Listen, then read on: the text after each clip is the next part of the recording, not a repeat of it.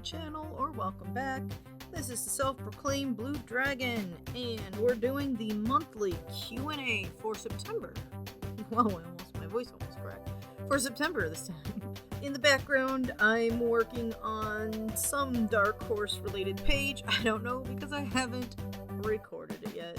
It's been a really busy week. Already, it's Monday. It's Monday for me, and I'm gonna probably sound a little bit drowsy today. Maybe not. I'm gonna try to keep my energy up, but I've been in two artsy types meetings today, and it's a lovely, oh my god, it's such a lovely, gloomy, rainy day here in Portland, and I'm so excited. I love the rain, and I hope this means that it's going to rain for quite a while now, because I am sick of hot weather.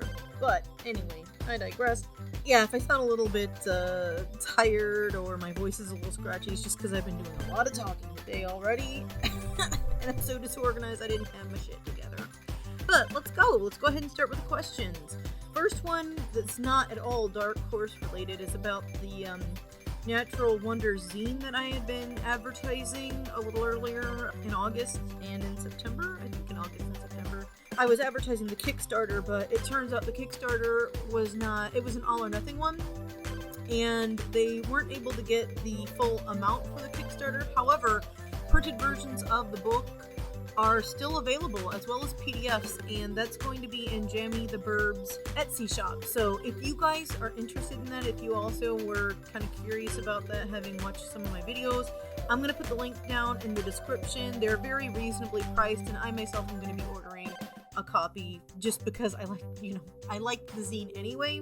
I was actually backing it myself, not like for like an exorbitant amount, but I was backing it, and I like to have copies of that because the zine just was very well put together, of course, because it has my own submission in there too, but also I really liked a lot of the submissions that other people had sent in for it. So yeah, that information's down in the description, and I do appreciate people checking up on that.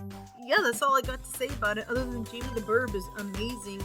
Even though the Kickstarter wasn't successful, like, he contacted everyone to make sure that they got paid for their work. So I was blown away by that, because we went into the whole thing thinking, if it's not successful, you're probably not going to get paid, and here it is. He's like, y'all are getting paid. So I really appreciate that. I think that's really awesome, and he is someone who is very supportive of independent artists, because he is one himself, right? So go show him some love. His Etsy shop is going to be down in the description. Okay, so these next questions are Dark Horse related. Most of these are going to be Act 6 questions. I was over checking out some of the questions that I had on Tapas, as well as, of course, from my patrons, but they've already read Act 6. I had all their questions out. So, next up is a fun question. I love talking to people. Can I just say this? And I love some of the questions I get. They just make me giggle. One of them is, how many lawns did Rin mow to earn $100 in the 1990s?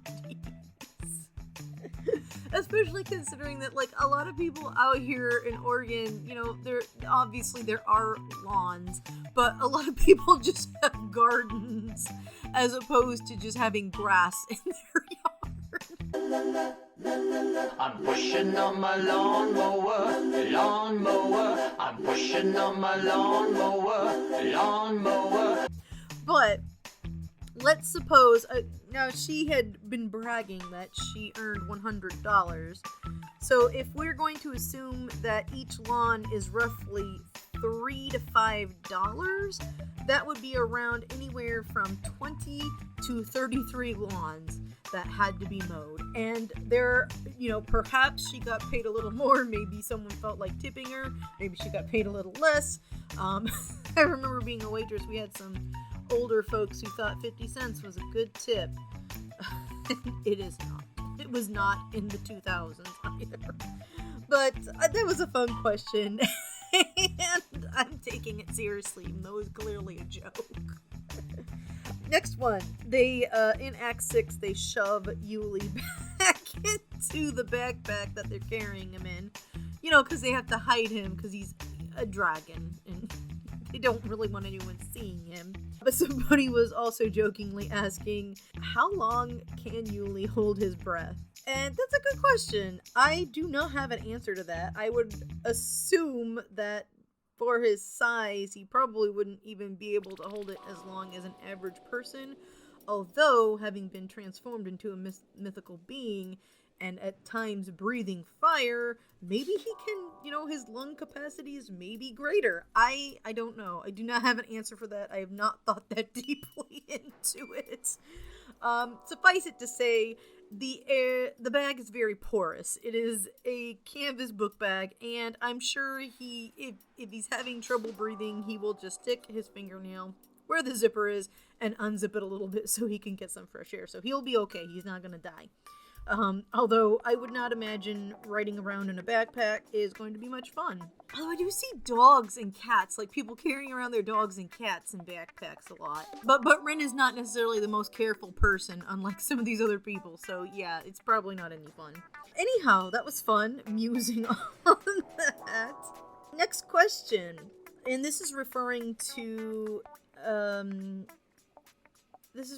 this page. I had somebody whose comic I read that I really enjoy. It's Mer Revolution. Pretty good comic. You can read it in Portuguese or in English, and I will put links down to this webcomic down in the description. But they were asking if the museum, if this was just like from my mind, or if this is a real museum that I used as a reference, and it is actually a real museum.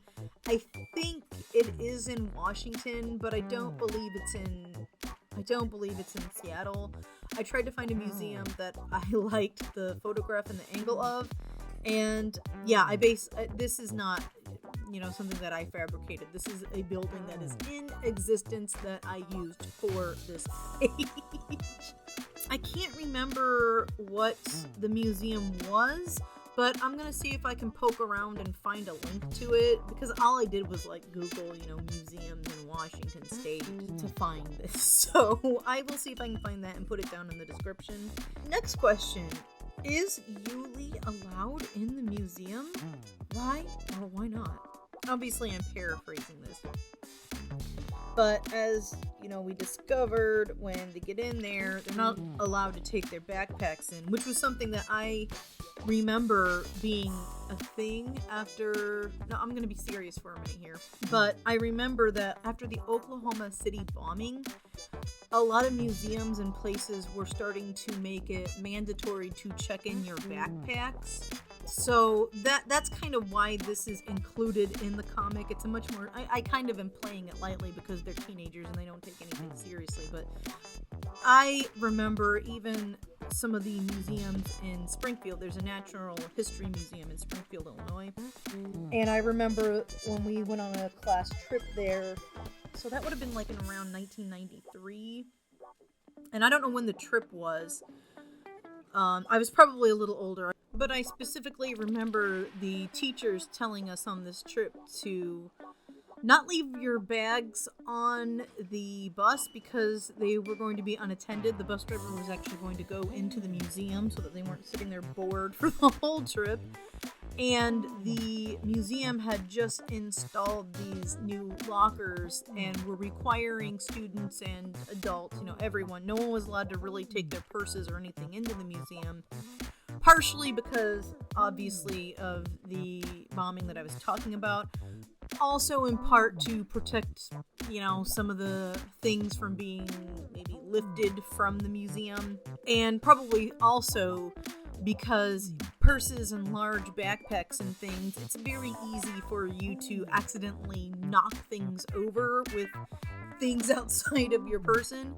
So I feel like there was a combination of reasons, but the primary one being that, they didn't want to allow people to take bags in public buildings because, they didn't want there to be any bombs or anything inside of it. So, yeah, that's why they're not allowed to take their backpack in. Now, why are they not allowed to bring Yuli in?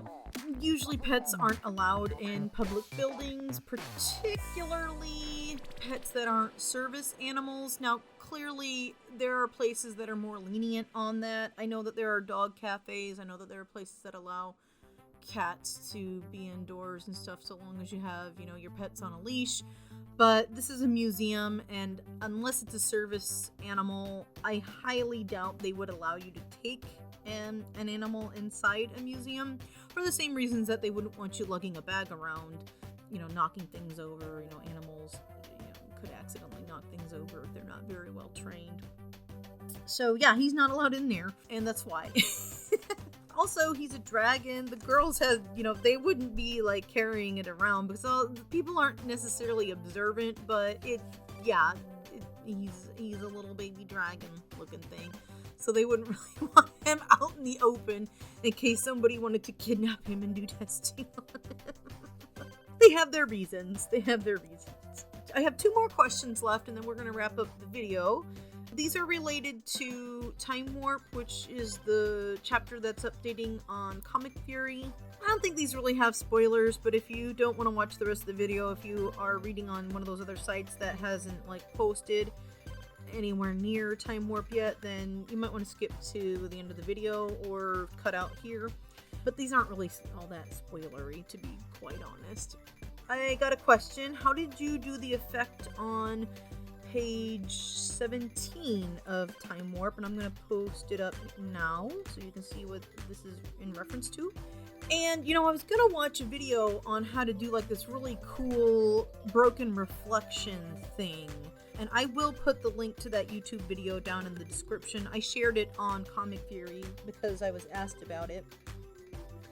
But I ended up deciding that, especially with my artistic level and what's going on in the comic anyway, I didn't particularly feel that I needed to go through the entire tutorial and break Kana up into those reflective pieces, since it's just supposed to be like a shatter glass effect. Like she's snapped, she's broke at that point. It's kind of like a comedic relief thing, but also to kind of get an idea of how Kana tries to remain calm and collected, but she's getting to a breaking point where her temper is starting to get the best of her, and I'm trying to introduce these into the comic in places so that we better understand why later on she gets possessed. But that has nothing to do with the question. The question was, how did they do it? I just ended up this video that I was talking about had a free downloadable image of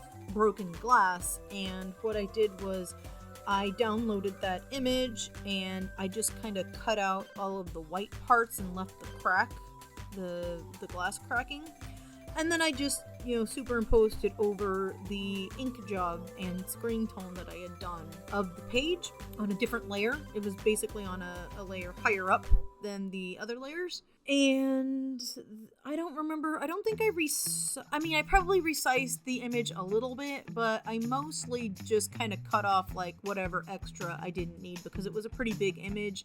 I probably scaled it down a little bit, but I don't think that I warped it at all or changed. I would have scaled it down according to its size and proportions rather than altering the proportions.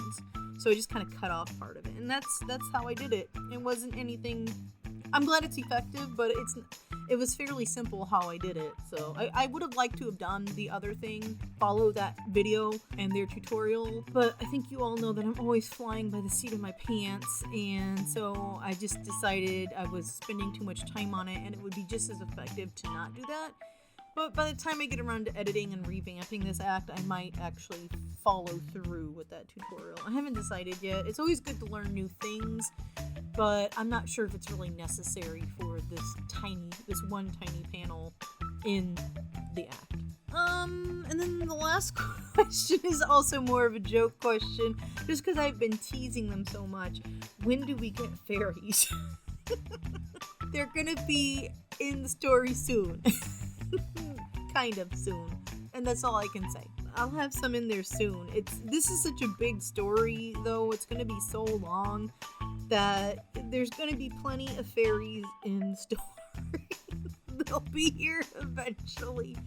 I know that I really need to work on pacing. I'm just really slow, but I've been like cutting things and trying to like make things more cohesive, but it's not always going to be as fast as I would like it to be.